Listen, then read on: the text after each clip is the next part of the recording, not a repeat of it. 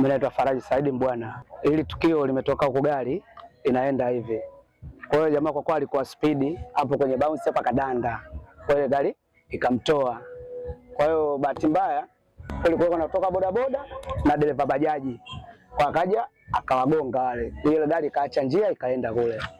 Maoni yangu bwana, hii barabara hii changamoto, na hawa madereva wanakimbia sana. Wajaribu hata kuweka hata matuta ili wajaribu kupunguza kidogo mwendo, wanakuwa na speed sana. Gari imetoka barabara kuja huku inaelekea stand hivi, lakini tumeona mshiko mkubwa.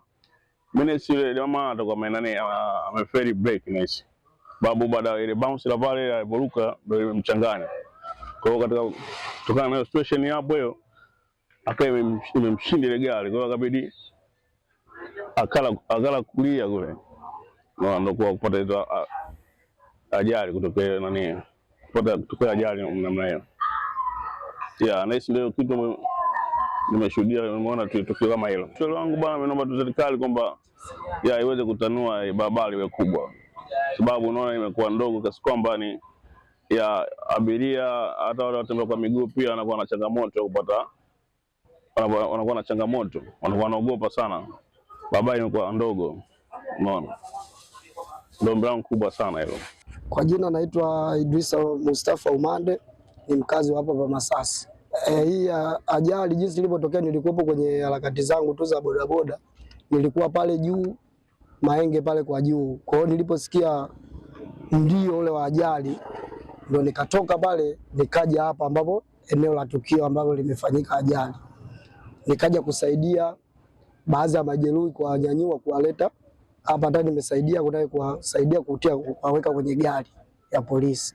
Yaani chanzo cha ajali kwa sababu ile gari ile lori mimi limenipita, nimesimama pale juu.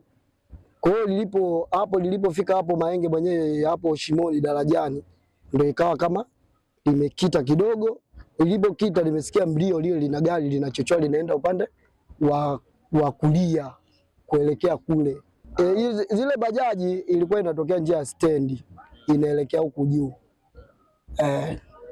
Yani kwa ninavyoona mimi, kwa jinsi ajali jinsi ilivyokuwa vile, kwa nilivyokuwa, japokuwa nilikuwa mbali na hisi ilikuwa ndio hivyo, kwa sababu ile bajaji ilikuwa inatokea huko stendi inaelekea Kaumu, mitaa Kaumu huku juu, na ile gari limetokea huku njia hii ya Ndanda kuelekea stendi. Pale nilimsaidia yule, kuna dereva bajaji anaitwa Yahaya, na kuna mtoto ambayo alikuwa kwenye chini ya maji, yani alitupwa, alikuwa kwenye ufereji kwenye maji. Sema hiyo tukungundua kwa haraka kwa sababu tulijua kama ni takataka. Kwa hiyo baadaye kuna mtu mmoja ambaye alitokea kule kuja kusaidia naye majeruhi yule kwenye bajaji mle, kulikuwa na mtu mwingine ndani.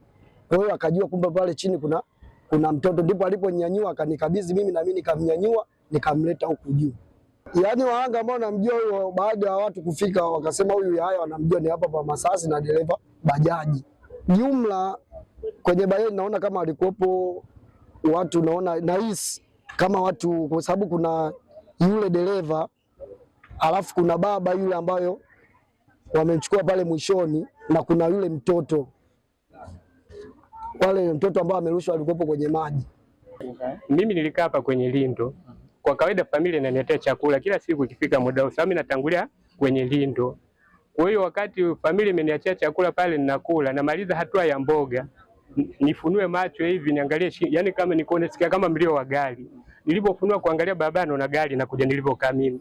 Mimi nikatumia kuruka, nikaruka nikaangukia ukutani. Sababu kwanza nilijizuka wakati wa kula, tunaona kama starehe fulani.